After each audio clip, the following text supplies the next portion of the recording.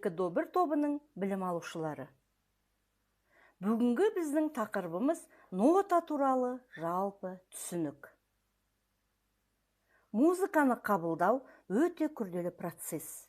Оған негізгі болатын нәрселер шындықтың көркемдік бейнесін, сәулесін сезіну болып табылады. Музыка дегеніміз ладо гармониялық қалпы, тембрі, қарқыны, динамикалық метроритм, осылардың барлығы музыкалық көңіл күйді білдіреді. Композитор Кабалевский музыка туралы былай деп айтқан: музыкаға деген қызығушылық, музыкаға әуестену үшін, нату үшін ғажайып сұлулықты түсіну қажет.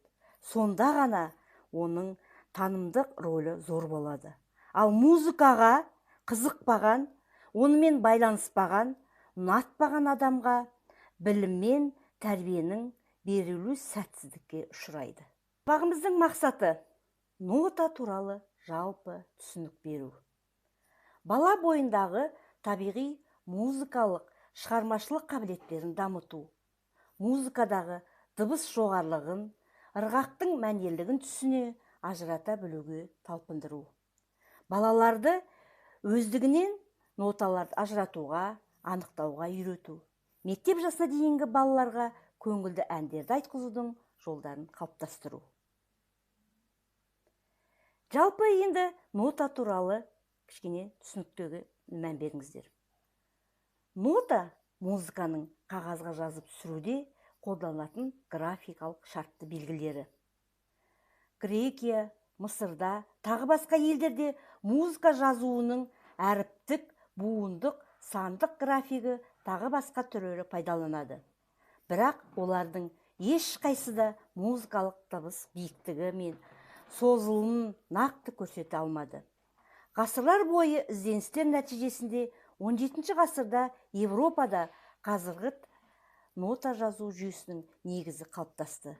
Нота жазу жүйесінде музыкалық әр дыбысты сопақша келген дөңгелек, ашық және қара таңбамен белгілеу қабылданады. Сабағымыздың тақырыбы нота туралы болғандықтан, нота дегеніміз қазір сіздерге айтып кетеміз. Әртүрлі жоғарылықта естілетін дыбыстар белгісін біз нота дейміз. Олар кейде жуан, кейде жіңішке естіледі. Енді қазір аспапта тыңдап көріңіздер міне. Мына жуан дыбыс қандай дыбыс екен?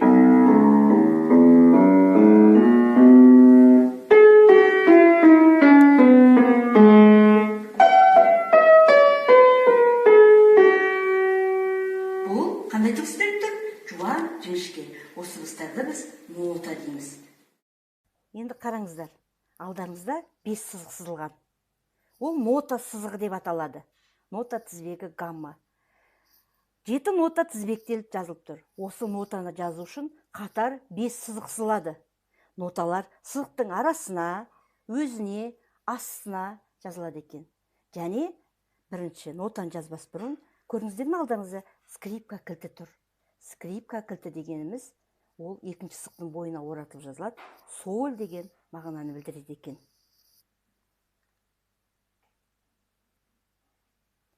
Және сіздер көзбен көрдіңіздер. Енді экранға назар аударыңыздар. Қараңыздар. Және нота деп кеттім. Ноталар бізде 7 негізгі нота дыбысы бар. Бізде қазақ тілде 42 әріп болса, музыкада 7 нота дыбысы бар. Олар до, ре, ми, фа, соль, ля, си. Енді соның қалай ойналатынын тыңдап алыңыздар аспапта. Тыңдап алыңыздар. До, ре, ми, фа, соль, ля, си, до. До, си, ля, соль, фа, ми, ре, до. Так, орес. До, ре, ми, фа, соль, ля, си, до. До, си, ля, соль, фа, ми, ре, до. Және тыңдап алыңыздар, бұл 7 нота дыбысы. Осы 7 нота дыбыстан бізде әртүрлі музыкалық шығармалар құралады екен. Мысалға біз тақпақты шығарамыз өз ойымызбен, аманда композиторлар нотамен, әр шығармалар нотамен ойналады екен. Бағана мен сіздерге мысалға біз өмірдің гүлімізді ойнап кеттім. Онда бәрі біз нотамен ойналады екен. Сонда нота дегеніміз 7 нота дыбысынан құралатын дыбыстар екен. Нотаның әртүрлі болады. Бүтін нота, жарты нота, төрттік нота, сегіздік нота деген болады. Бүтін нотаның ұзақтығы саналуы мысалға төртке саналады. Тыңдап алыңыздар. 1, 2, 3, 4 деп ұзақтығы төртке саналады. Кәне бірге шапалақтаймыз. 1, 2, 3, 4 ұзақтығы саналыпты. Енді қараңыздар, бір нотаны, жарты нотаны ортасынан бөлгенде жарты нота шығады. Енді оның ұзақтығы саналуы 1-ге, 2-ге деп ұзақтығы саналады. Тағы біріз кәне 1-ге, 2-ге. Енді қараңыздар, жарты, бүтін нотаны айтып кеттік, жарты нотаны айтып кеттік. Енді төрттік нота. Төрттік нотаның жазылуы үші боялған, жанында таяқшасы бар, оның саналуы төртке саналады. 1-ге немесе 2-ге деп қараңыздар. 1-ге, 2-ге, 3-ге, 4-ге. Міне бұл төрттік нотаның саналуы. Енді сегіздік нотаның саналуы. Оның жазылуы үші боялған, таяқшасы бар, онда жалаушасы ұзақтығы 1-ге немесе ге саналады. Тыңдап қойыңыздар. 1-ге, 2-ге, 3-ге, 4-ге. Көрдіңіздер ме? Нота деген осы. 7 нота дыбыстан әртүрлі дыбыстарды шығаруға болады екен. Ұзақтықтары бар дедік. Былай қарасаңыздар, нота мен математиканың ұқсастығы бар екен. Мысалға математикада біз есепті санап шығарсақ, музыкада да біз санап ойнайды екенбіз. Нотадан тамаша сазды үндер шығады. Сол үнді не деп атаймыз?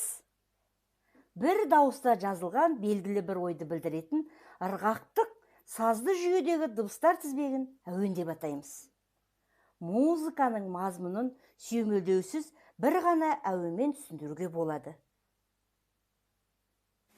Балалар, құрметті оқушылар, енді біз қазір балалар әнін үйренейік.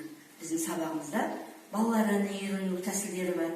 Қазір біз Ризатовтың "Біз өмірдің гүліміз" деген әнін үйренеміз. Алдымен тыңдап алыңыздар, қалай ойналатынын, қалай шырқалатынын.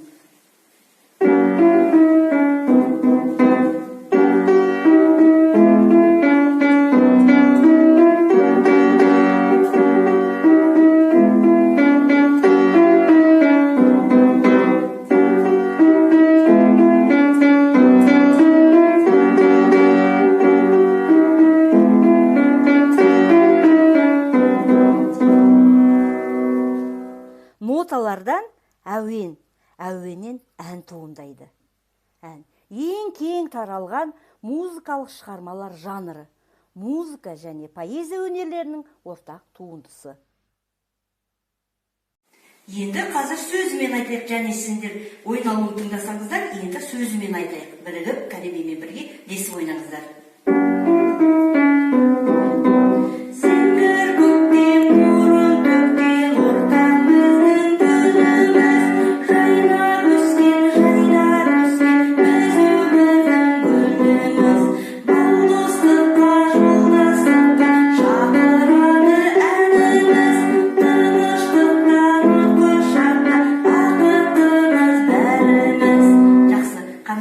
Көңілді екен, не туралы екен ән? Жалпы достыққа арналған ән екен, е?